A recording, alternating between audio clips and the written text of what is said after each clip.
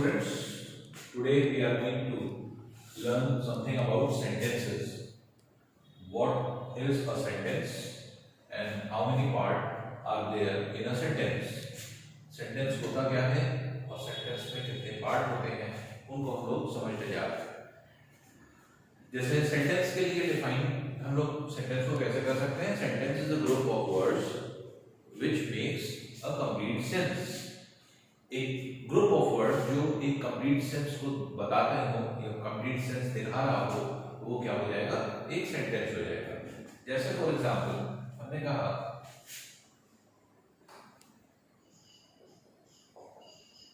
Sita is eating her food. तो अब यहां पर क्या है कि Sita is eating her food. अब यहां पर क्या है कि ये वर्ड्स हैं, इन वर्ड्स का ग्रुप बना और इन ग्रुप ने चीज बताई कि हाँ एक्चुअल में सीता कर क्या रही है।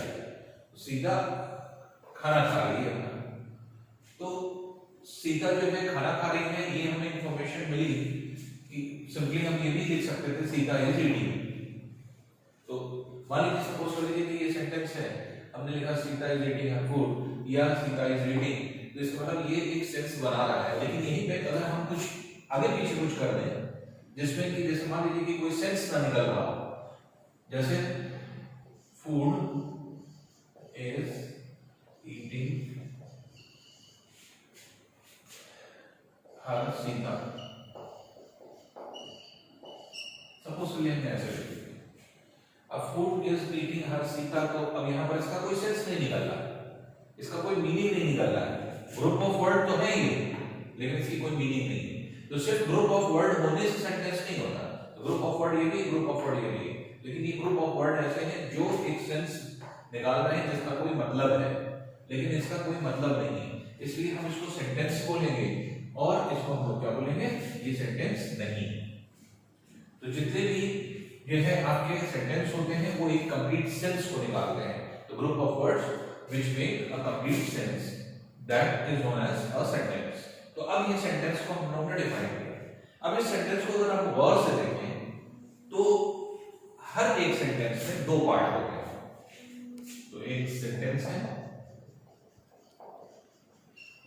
तो सेंटेंस के दो पार्ट होते हैं, एक होता है सब्जेक्ट, एक होता है प्रेडिकेट।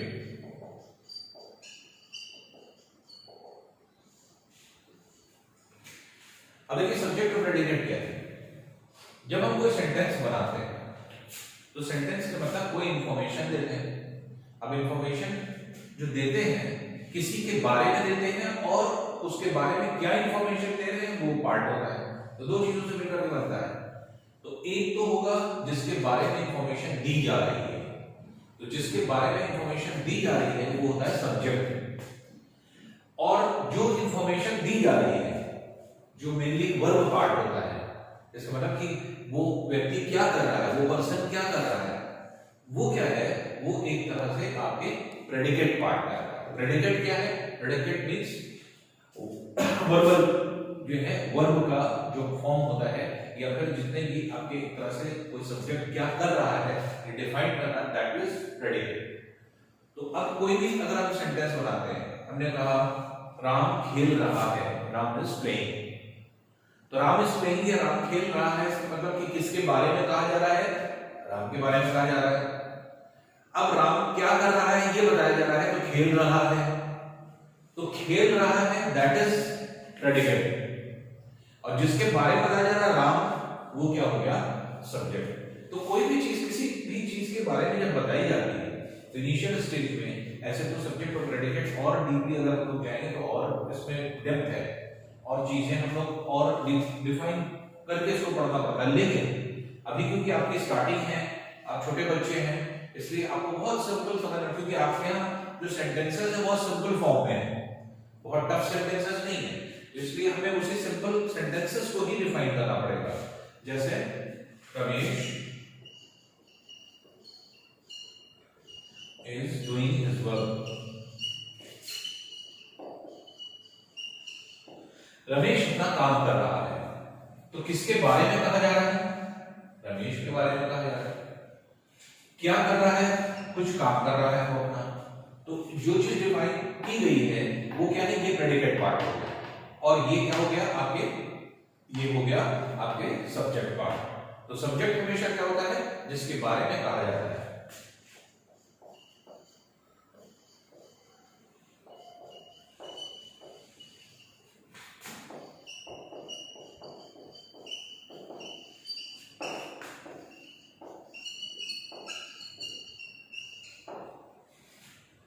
अब देखिए किसे लिखा है? The black dog is sleeping on the road.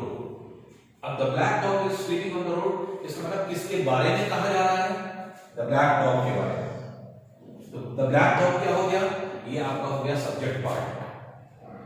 Black dog क्या कर रहा है? उसके बारे में इंफॉर्मेशन जो है वो सो रहा है रोड पर। तो रोड पर सो रहा है, that will be the predicate part. तो हम लोग को हमेशा ये समझना पड़ेगा कि कोई भी सेंटेंस दो चीजों से मिलकर के बनता है, एक सब्जेक्ट और एक प्रेडिकेट। तो सब्जेक्ट क्या है? जिसके बारे में कोई चीज डिफाइन की जाती है। तो वो जो है आपकी ये सारी, जैसे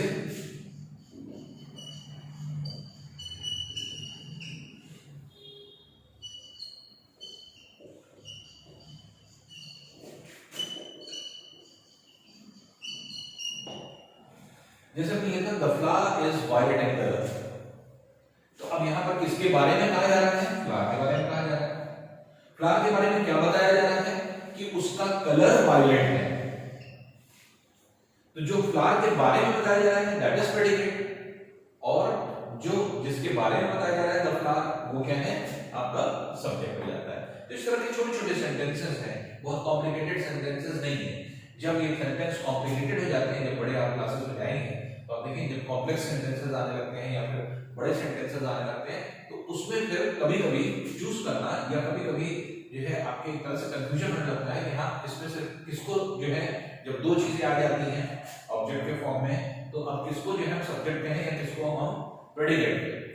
तो अब यहाँ पर क्या है कि उस तरह के कॉम्प्लेक्स सेंटेंसेस अभी नहीं है आपके, इसलिए इस तरह के छोटे छोटे सेंटेंसेस में सिर्फ आपको समझना है कि सब्जेक्ट क्या है और प्रेडिकेट क्या है। एक छोटा सा पार्ट है, इसको समझने की कोशिश करिए। एग्जांपल्स ढेर सारे आप ले सकते हैं, जो भी एग्जांपल आपको दिए जा रहे हैं उसके अकॉर्डिंग आपको पढ़ना है कि सब्जेक्ट और प्रेडिकेट क्या होता है। तो सेंटेंस क्या है? पहले तो हमें ये समझना है सेंटेंस एक ग्रुप ऑफ वर्ड्स है जो एक कंप्लीट सेंस बनाता हो। a group of words which makes complete sense is known as sentence। तो ये सेंटेंस जो है आपकी एक कंप्लीट सेंस बना रहा है, ये कंप्लीट सेंस नहीं बना रहा है, इसका कोई मतलब नहीं है सेंटेंस का, इसलिए सेंटेंस नहीं होगा। ग्रुप ऑफ वर्ड्स का कोई मतलब नहीं, इसलिए सेंटेंस नहीं है। तो पहले तो पहचानना कि सेंटेंस कौन सा है कौन सा नहीं है, फिर उसके बाद हम लोगों को सब्जेक्ट और प्रेडिकेट को ढूंढना होगा। तो ये हम लोग का लेक्चर हो जाता है आज का। इसको आप जो है देखिएगा, कई बार इसको देखेंगे तो अपने आप समझ में आएगा कि एग्जांपल्स देख लीजिए एक दो जो हमने दिए हैं, बाकी आपको एक्सरसाइज दी गई है उस एक्सरसाइज को आप करें। Thank you.